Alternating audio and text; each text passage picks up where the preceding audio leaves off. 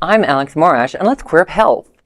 Oslo man likely cured of HIV after rare stem cell transplant using brother's mutation. A 64-year-old man in Oslo may have been cured of HIV after 5 years in remission following a stem cell transplant from his brother, who has a rare genetic mutation, CCR5, Delta 32, that helps resist many HIV strains. The transplant was originally performed to treat the patient's bone marrow cancer. Diagnosed with HIV in 2006 at age 44, he discontinued antiretroviral therapy 24 months after the procedure. Researchers reported that 2 years post-transplant, tests found no HIV DNA in blood or gut tissue and no virus capable of replication among more than 65 million immune cells examined. Clinicians, however, cautioned that this approach is not broadly applicable. Stem cell transplants are high risk and typically reserved for life-threatening cancers.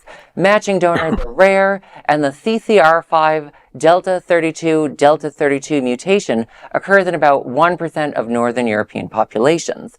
For most people living with HIV, antiretroviral therapies ensure a normal lifespan and undetectable viral load. Nonetheless, for the LGBTQ community across the world, the Oslo Patient isn't just a clinical exception, he is a reminder that the finish line for HIV's and AIDS epidemic might be getting closer.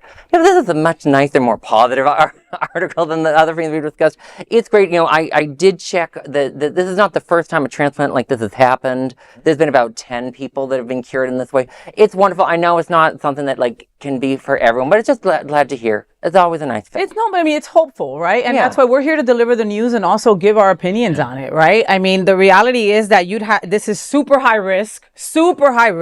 You'd have to find that matching person, okay? And it's also very costly, That being said, okay, this is a breakthrough and we should celebrate it, right? 10 folks that now get to walk this earth, HIV free. That's something that we would have never, I didn't know that we would be able to see that in our lifetime, right? And it's not a universal cure. It's a powerful reminder that science,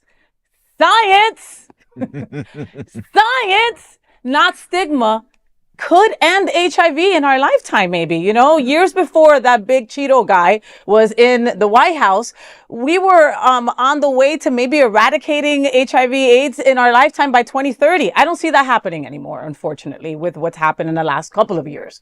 But this is still a breakthrough. It's still good news. I'm a big believer in always expect the unexpected in everything that you do, whether it would be dealing with people, places, things, businesses.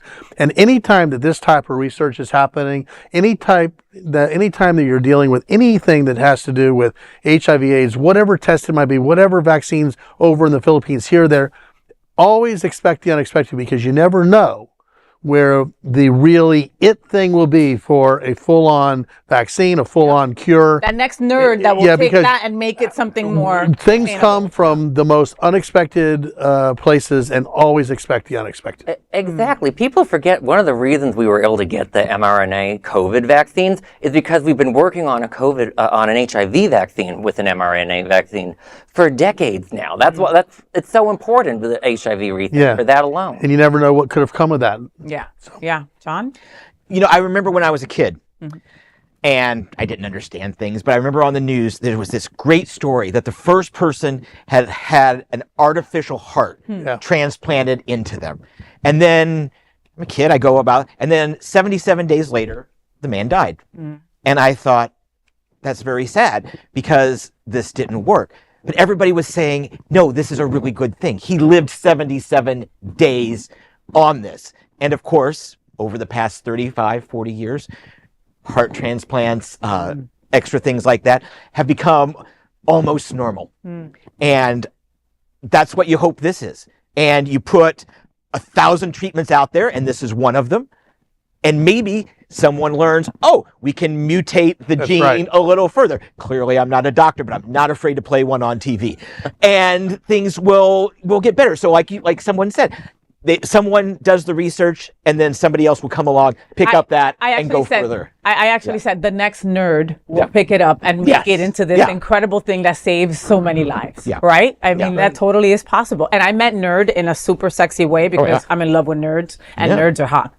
There is no other queer nonprofit media platform like this in the entire world. Support our LGBTQ stories by sharing them and subscribing to Queer News Tonight.